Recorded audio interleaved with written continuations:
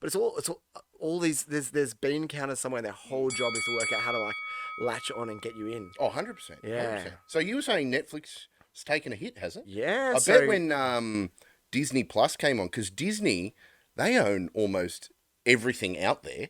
And most people I don't think know, but like They're a huge when they company. said, we're going to do our own thing, I bet Netflix were going, oh, we're in trouble. they should The have. amount of content that they couldn't have anymore. Because they do you know? Disney Plus, don't they? Yeah, Disney Plus, yeah. And the thing is that they would have known that this was coming. Oh, yeah, And of now course. every business basically, well, not basically, every business explicitly is set up to become a monopoly. Like even Peter Thiel is like, if you're not trying to create a monopoly, you're not in business. And I'm doing my MBA at the moment, and this is sometimes implicit and sometimes explicit, where they say the goal of every business is to become a monopoly. Because basically Is it truly to become a monopoly, or Yeah. is it to become a oligopoly?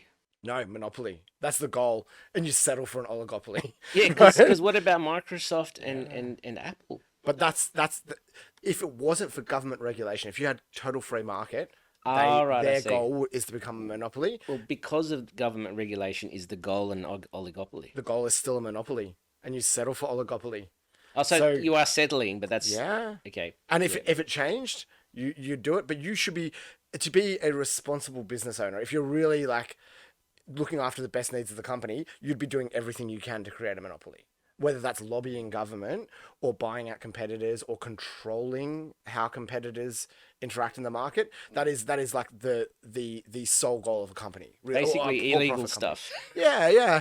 Well, the thing is, it's like, how do you make it not illegal, right?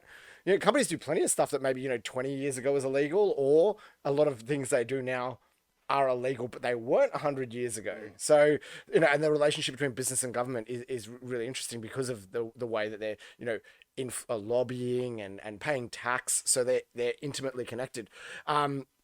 So with Netflix, they are interesting as well because they at one point were saying they have another weird job, right? They have attention engineers, which is on the internet the only real job that matters. How do you capture people's attention?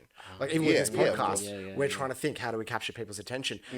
So we think about a company has competitors, right? Yeah. Who or what did Netflix think their competitors were before we had Disney Plus? Oh, like Well, Amazon was on the rise, but they were the new boys in town. But probably it was just those two, the major streamers, wasn't it? They thought their attention, anything that wasn't watching Netflix. Huh. If So you're- everything. Everything. Amazon, going to the toilet, sleeping, working, any of these things, you are a competitor. If your attention isn't focused on Netflix, you're a competitor. Oh, That's it why- makes sense, but they've sort of gone to the extreme if they're going that direction. and with That's their Facebook job. as well. That's what happened to Facebook. Facebook just they say what did they say? If people are using Facebook, that's good, but at the cost of their own sanity, their political beliefs, and whatever, if it's like it makes you angry, you'll be on there for longer. So make them more angry and Yeah, true. And that's it. The attention, it's emotionally agnostic. It doesn't care whether you're happy or angry or satisfied. All it cares is, are your eyes pointed at my app? Yeah, right. So they were saying, how do we get people to watch this in the shower? How do we get people to watch this while they're on the toilet? How do we get them to stream it while they're at work? And all of their and there's people, they get up in the morning, they go to work, and this is their sole job all day, is to think, how do we capture their attention for longer? How do we stop them from disconnecting? Yeah. And really, almost every influencer and streamer and all these people now, they're effectively trying to do the same thing because we're in an attention economy. Yeah. If you can hold an audience and they're holding out for the next thing that you're doing, regardless of what that is, you've got to build that.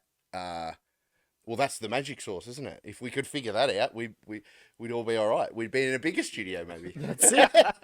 And it is very democratized, though. Your next door neighbor, that nerdy little kid who's got no friends at school, has 2,000 viewers on Twitch every night when he's playing Donkey Kong. And I find that really interesting that it's not necessarily the big companies that are taking the lion's share. You got TikTok. This is all individual creators, right? That are vying for attention and have 100,000 million subscribers. Like this is stuff that individuals are capturing more market share than 30 years ago. Some late night TV wasn't even getting that. Some primetime TV actually wasn't even getting that. And now Yeah. there's you walk past some girl at Woolworths and you wouldn't know that she's actually got 10 million followers on some It's social crazy. media thing. It's Absolutely it's crazy. nuts. Yeah.